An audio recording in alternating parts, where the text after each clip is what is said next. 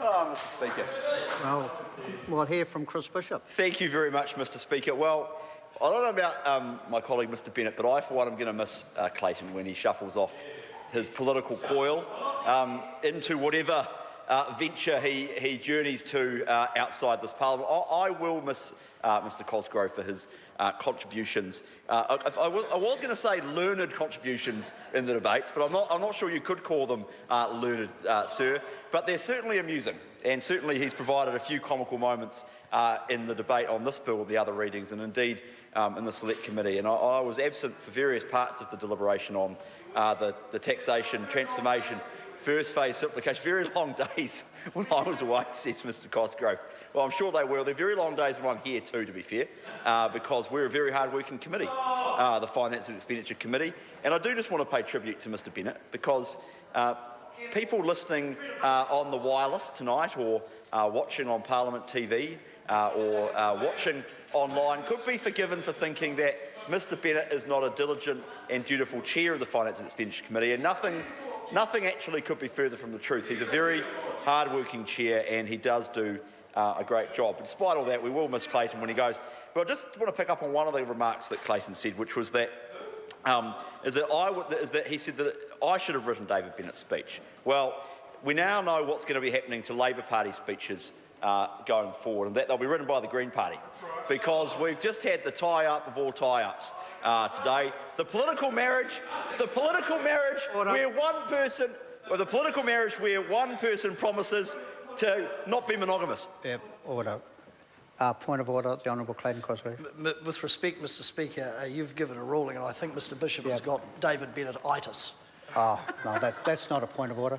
I'll just remind members this is a third reading speech, and the content of the debate is what's been referred from the committee back into the House for the third reading. And I mentioned earlier there are Speaker's rulings, number of them on pages 136 and 137.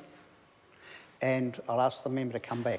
Chris Bishop. Apologise, Mr Speaker. I was just trying to wind Clayton up. But I do want to commend this bill, because the members opposite have said a few things that it's not the transformation that the tax system needs, and they've tried to I think mitigate some of the actual expansive benefits that the bill does provide. For example, sir, I think it is very good that with these amendments going through, we're going to reduce the threshold for personal tax summaries, allowing for automatic refunds from 30 to 15 days. That is actually, to be fair, sir, going to be of substantive significance for a large number of New Zealanders. Thousands of New Zealanders are going to benefit from that. We're increasing the threshold for automatic refunds from $200 to $600, and we're reducing the wait time from 30 days to 15 days. That will be of benefit to a large number of people. Now, people might say, well, it's just a small change, but actually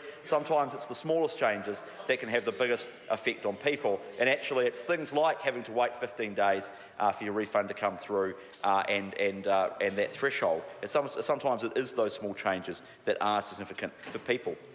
The other thing, sir, I just want to quickly point out is as Mr Nash, I think, mentioned, it does in some ways bring our tax law and bring our Inland Revenue Department up to date with modern technology and up to date into the 21st century. It is a little bit silly, sir, that certain communications have to be in writing or delivered by post, even though, of course, delivering information electronically is by far the preferred means of many taxpayers, and of course it's cheaper and more efficient for both the customers and the Inland Revenue Department. So that does make sense.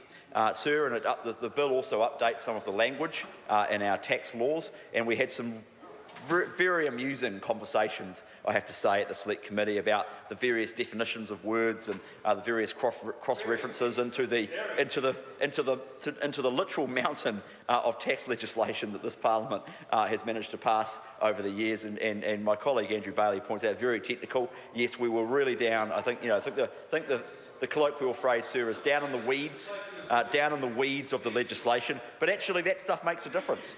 And as a lawyer, well, as someone who has a law degree, I'm not allowed to say I'm a lawyer, someone who has a law degree, you know, I know that words matter, and actually you've got to get that stuff right. And Andrew Bailey in particular did a really good job of the committee of sorting some of that stuff out.